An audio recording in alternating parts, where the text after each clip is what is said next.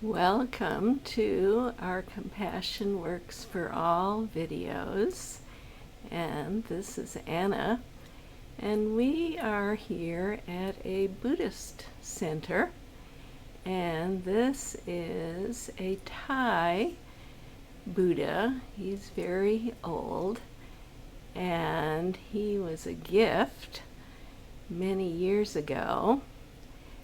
One of the things about Buddhism that many people in the West don't understand is that Buddhism is not really an ism that tells people how to be or what to do. One of the teachings of Buddha is to listen to your own heart and what is right for you. And Shakyamuni Buddha gave students many tools for meditation, many thousands of kinds of meditations and teachings, so that everybody could find the path and the tools that were right for them. And here we are today with two meditators who have been meditating for some time and developing those tools. And we're going to have a conversation. And little by little, I'll weave my way back over here so that you can meet them.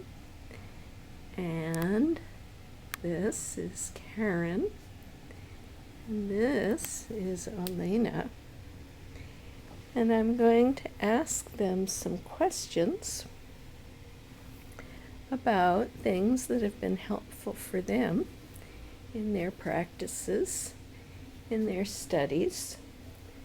And again, we're not necessarily saying that anybody that does these practices or teachings are Buddhist, but maybe there are some things that they've gained in their process that I hope will be helpful for you in your searching.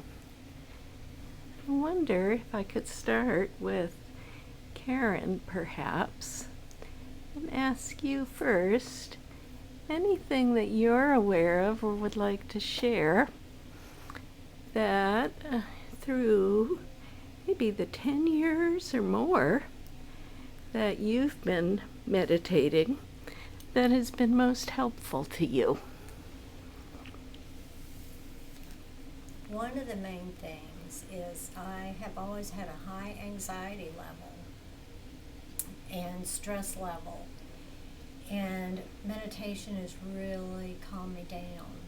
It's calmed me down a lot. They talk about taming the mind, and that has been a great benefit for me. I can concentrate and focus a little bit better. I can do my job better. I can be there for friends. I can listen to them and close my mouth and then wait for them to finish, and then I can begin. And I stay in the here and now much, much easier than I used to be able to. Fabulous, thank you. Elena, what about you? Anything you would like to share?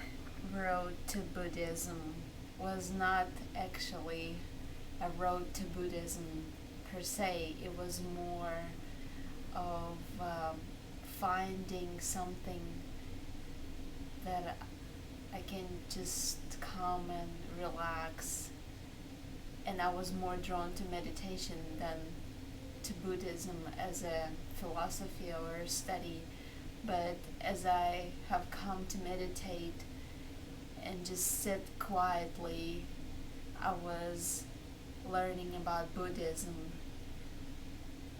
which has expanded my view of life and became a philosophy for me, and it has opened my eyes onto something that I haven't seen before, in particularly philosophy, and I started to view Buddhism more as a philosophy than a religion, and such as American Buddhism as opposed to Eastern Buddhism, where they look at Buddhism more as a religion and we look at it more as a philosophy. And I think people here are frightened when they hear about Buddhism because they immediately think of a religion, but it's not. It's more integrated in a daily life, and it's more integrated into needs of the people today, here and now, the American people who are in searching for everyday peace and escape from neurotic and psychotic life, escape from emotional and mental trauma. So this is what the Buddhism has become for me.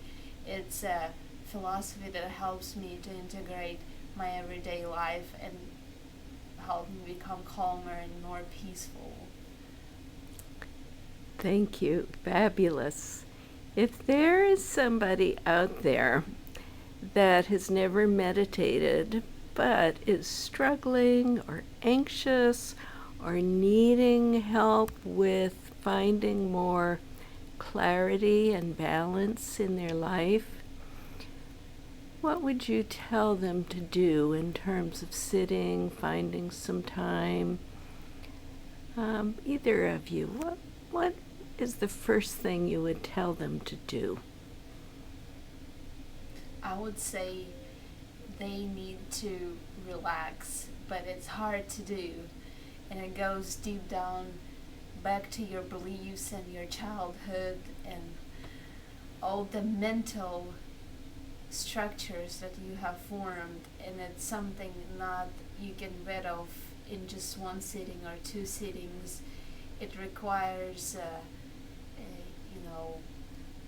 input and effort, and so take small steps at a time.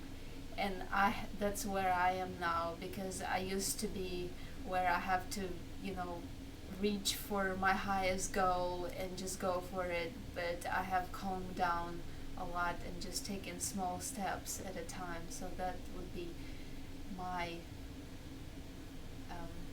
recommendation, just taking small steps at a time. Good, thank you. Karen, anything you would say? Yeah, I would say to remember to breathe. That breath is the whole universe, and that we breathe the same air with everyone else. And my goal is to remember equanimity, to remember that we are all the same. And sometimes I just have to look at my hands and know that I'm right here, right now, and in this moment, everything is okay. And I can just breathe and remember that.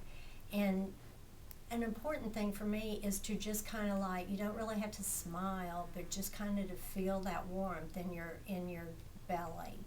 To just know that the warmth is there and everything is okay in the moment. And every day, night is only a moment. Thank you. And I absolutely guarantee that these two beautiful women were once upon a time people that struggled a little bit too, and they have come a long, long way following their own paths in very dedicated ways. And so together we say to everybody, you can do it too. And we're sending lots of wishes out there to you for peace and calm and clarity. And you are with us always as we do our meditations. So thank you so much for watching our Compassion Works for All videos.